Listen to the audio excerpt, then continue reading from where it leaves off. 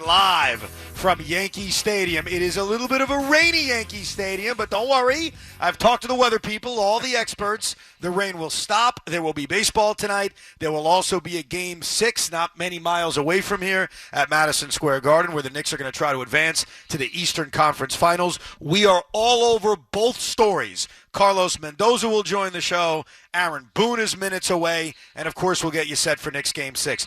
Here's what's funny about tonight, Tiki. Tonight's one of those nights, no matter how it ends, no matter what happens in Juan Soto's first at-bat or what happens at Madison Square Garden, tonight's one of those nights where you're going to call Sports Talk Radio in 15 years and tell your story. Right. I was here. I was there. My wife wouldn't let me watch. I had an anniversary. I had a birthday.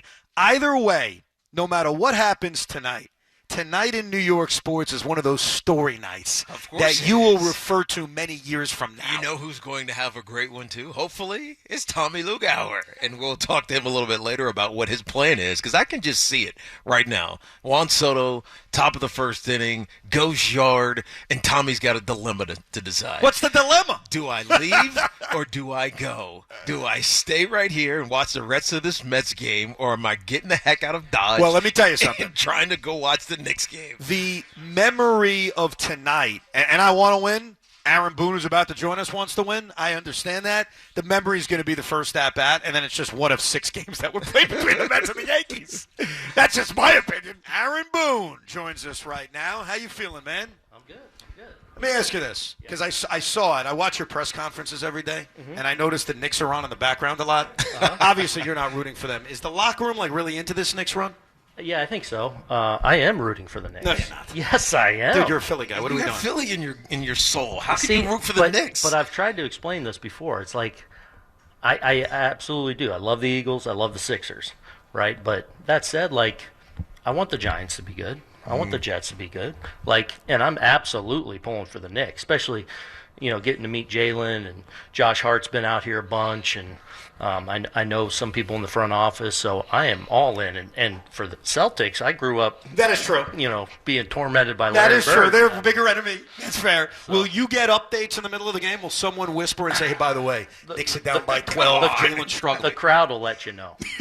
Actually, it was Will they show it on the scoreboard? Will they show it here? If they win, they'll show it. But I noticed in our game, I think it was against the Padres last week, there was a bustle in the crowd before we had come back, and right. I turn, I'm like, ooh, Knicks must be doing it. And it was a road game, and I was like, oh, they're going to win this game.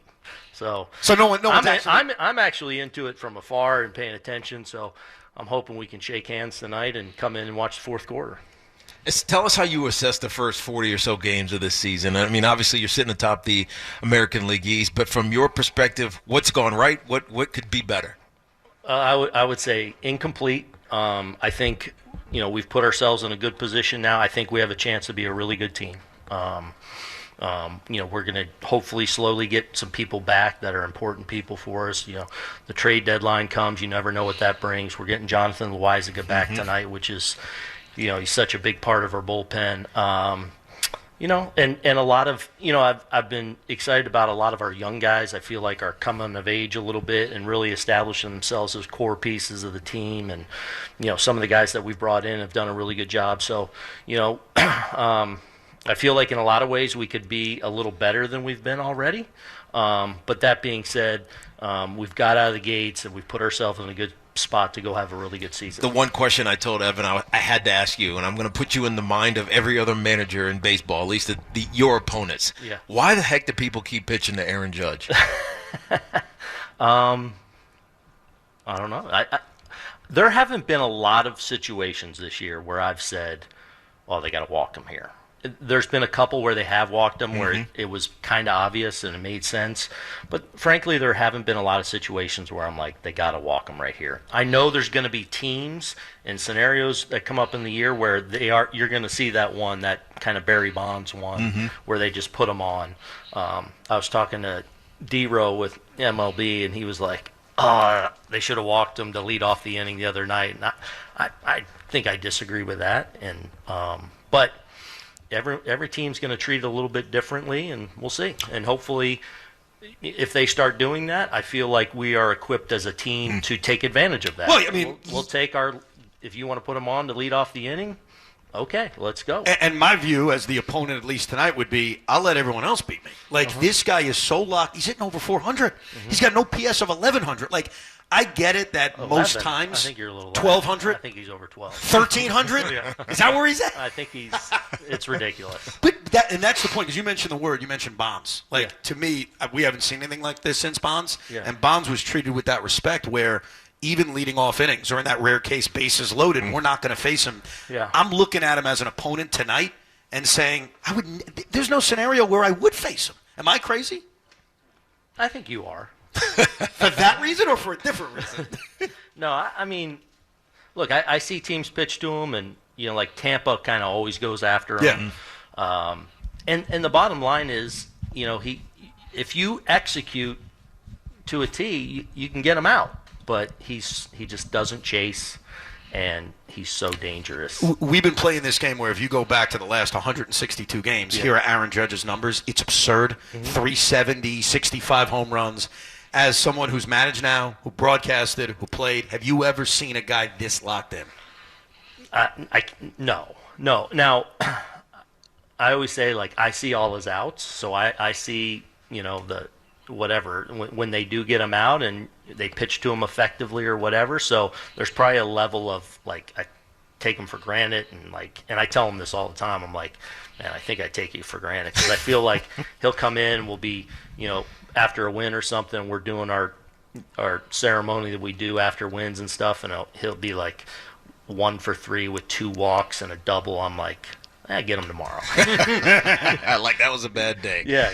We could wax poetic about Aaron Judge forever, but some of the guys around him, and I think this is a healthy problem for you to have. We started the season wondering who was going to lead off. I predicted Austin Wells. I predicted he'd go yard on his first at-bat, which exactly he did. But you've had many options up there, and Trent has emerged, Grisham, as a great one. Yeah. Talk about the surprise of him, because I don't know if any of us expected that out of him. I know he's a great defender. Yeah. Been a Gold Glove a couple of times, but I don't think anybody expected that with his bat. Yeah, let me take you back to the start of spring. So I get down there a few days before pitchers and catchers are reporting, and he pulled a hamstring kind of running, getting ready to come to spring training. So I knew he was going to be a little bit behind. It wasn't that serious, but he was going to be a week, 10 days late getting into games. Really, though, from jump when he came in, man, he was moving really well, and it was noticeable to me. I was like, man, he looks really good. And the at-bats from jump were really, really good when he started playing in games in early March. And he's carried it into the season. There's days that he's gone 0 for, and it's like, man, that's a heavy at-bat. Right. He controls the strike zone. He's getting his swing off all the time. He's playing great in the field and just moving really well. And just he's been a great player. Great player. He really has. Yeah. When you guys acquired him, there was this throw-in you also got in the trade named Juan Soto. Yeah. Tiki has been suggesting, it has been obnoxious as all hell, but he's been consistent, Aaron, for 2 months, that Yankee fans should stand up and turn their back and not cheer, not boo, just ignore Juan Soto. Because if you boo him, that means you hate him, and we want indifference. Look, you were great for us. You took us help us get to a World Series a year ago, but now you're a Met. We're just gonna stand here quietly while you do your thing, and then maybe we'll turn around. Yeah. But that's what I've been saying. That was my announcement for today. That suffices. Oh, that works? That suffices. What do you advise Yankee fans do when Juan is announced tonight? I don't advise anything. I'm curious at some of the reactions and some of the, I'm sure, creative things that will come up. Hopefully it's just everyone staying in line and just appreciating 2 really good teams in a night that is, I think, incredibly special in what's going on in the city. With the Knicks doing what they're doing, the buzz around us and Juan coming back to play. Hopefully it's just a great baseball game, and we can all appreciate what goes on. Everyone's safe, and there's some creative things that go on. Did you just drop a hint when you said buzz? Or you were saying that Carlos Rodon made buzz Juan Soto on the first pitch? Is that what you're trying to tell us? Would you stop it? Do you think this team is better with what you were able to do? Obviously, you tried to keep Juan. He's a tremendous player. I'm happy he's a Met, but you guys were able to pivot, and you added Goldie, and you added Cody, and you added Max Fried, and I'm not sure how many of those moves are made if you keep Juan Soto. Right. Do you almost feel this is a better team with the moves you made after? Look, I mean, we went to the World Series, so we got a long way to prove that out or not. We're a different team. We're constructed different, and we have different strengths.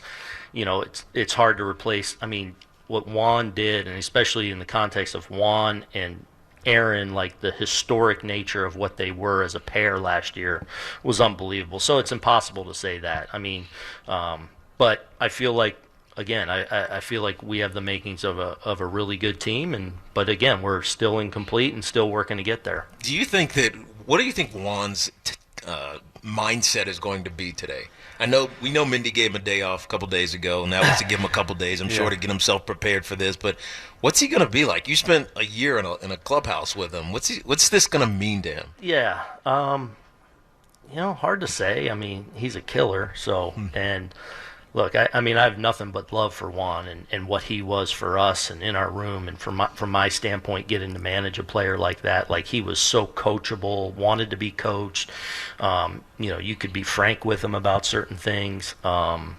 So, look, it'll be, for me, like, I'll probably see him out of batting practice. It'd be great to see him. I got to see him in spring training for a minute. And then, then 7 o'clock rolls around and, we got to try and figure out a way to contain him. So, I don't know. I'd probably look at it a little bit different.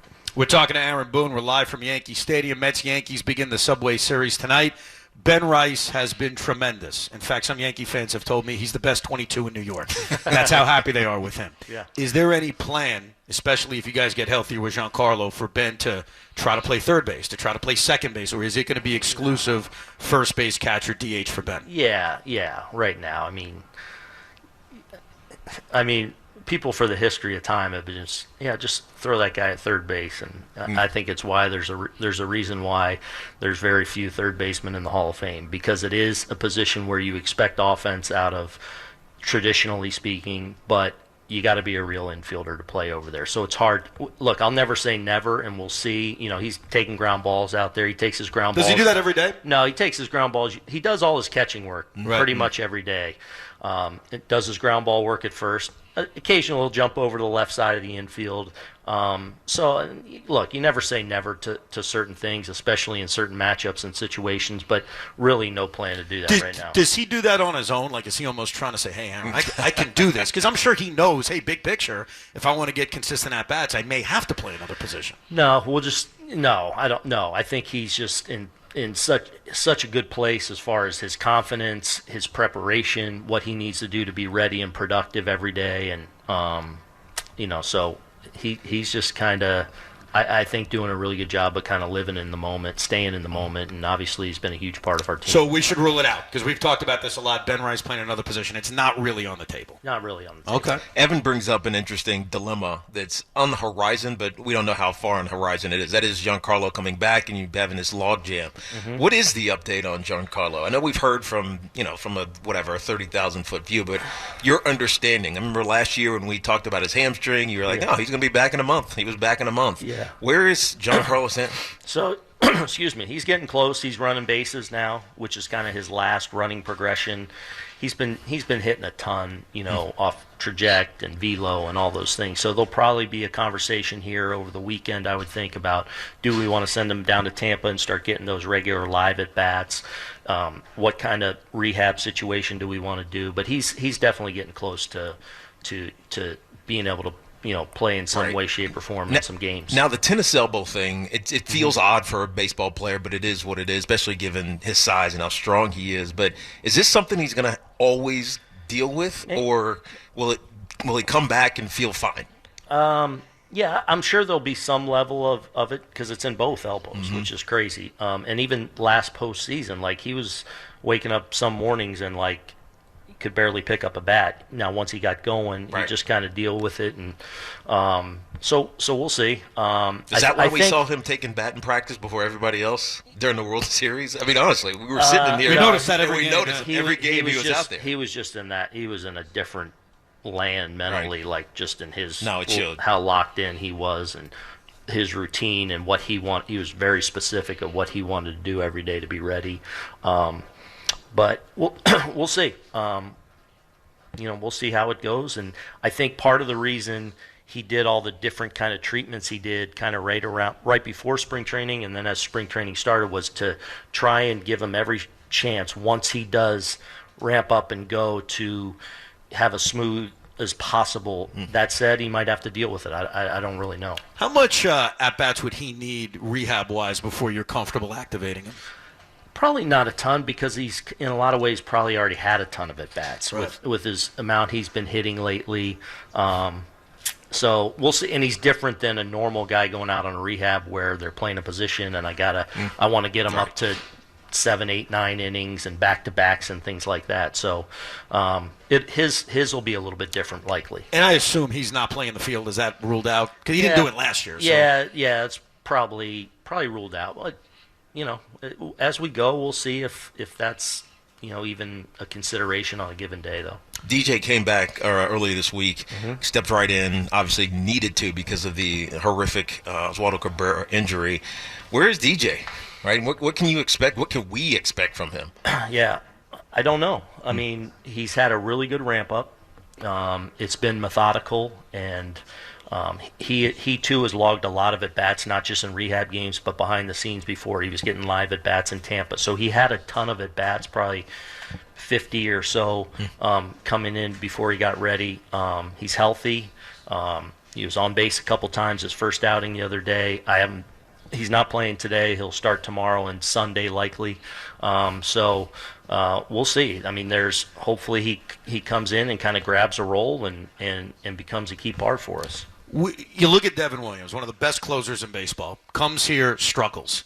Do you think it was related to the pressures of coming into New York and being the closer? What do you think? Do you think that was a big reason? I don't think so. I think historically he's been a little bit of a slow starter. There were a couple outings that were a little wonky, so it got really noisy. Like the Tampa outing, was, he strikes the first batter out, a little weak tapper to third. We don't make the play. Would have been 2 out, and then kind of a blue pair, and it's like, oh. So he's throwing the ball well.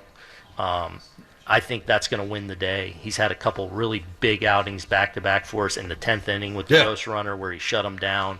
So I think he's in a good spot moving forward. He started the season, had a kid, so he was away for a few days. So it's a little bit disjointed in kind of the regularness of his work to start.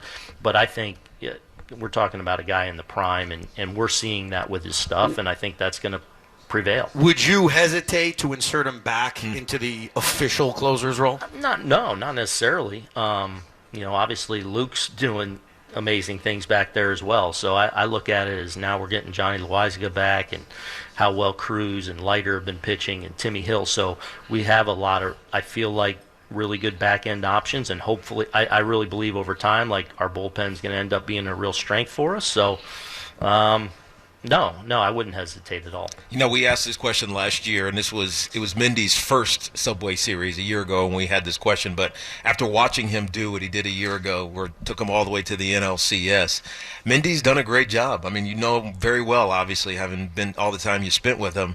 But assess him, right? He's done a great thing, and right now they have second, or I think it's the second best record in baseball. Yeah, now. First of all, not surprised. I mean, he's just he's got. He's got, for being a young man and didn't play in the big leagues, he's got so much experience as a player, then in player development in different roles. He's a really good infield coach and that specific. Being a bench coach with me, he has really good knowledge of of what every coach's role is and what they do and player development and those relationships and how it all kind of works together. And then he's just an A-plus person. Right. So not surprised at all with how he's handled everything, and I know he's equipped to handle whatever comes his way. And last year there was a lot of adversity for him early on, and he didn't flinch at it, and not surprising. So they got themselves a really good one. and I'm really fired up for his success. So you have a perspective on this Pete Rose thing that a lot of people don't have because you knew the guy. And I heard what your brother said. Your brother was interesting. What did he say? He said, I'll break it to you. He said, Pete Rose was my favorite if I had to pick a favorite, right? Yeah. But I wouldn't put him in the Hall of Fame. He broke the one cardinal rule that you can't break. Yeah. What's your feeling on the new life that Pete Rose has in terms of possibly being elected to the Hall of Fame? Yeah, I think I fall on it's a museum, and Pete Rose should be in the Hall of Fame based on what he did. Now, the ban from baseball and not being allowed in the game, I agree, because that is the ultimate rule from an integrity of the game standpoint. And but I would want him in the Hall of Fame. So are you going to argue with Brett on Thanksgiving about this, or is this like, who cares? We're not even going to talk about it. Yeah, I don't know. How we go. I'll see him this week. So. Oh, very nice. You could argue this week then. That's right. Aaron, appreciate you, man. Yeah, Thank good you, to see Aaron. you guys. Good to see you. Good luck the rest of the season. Thanks, Brad. Not as much this weekend. Yep. But good luck the rest of the season. Go Knicks. Yeah, whatever. Yeah. Aaron Boone, the manager of the New York Yankees.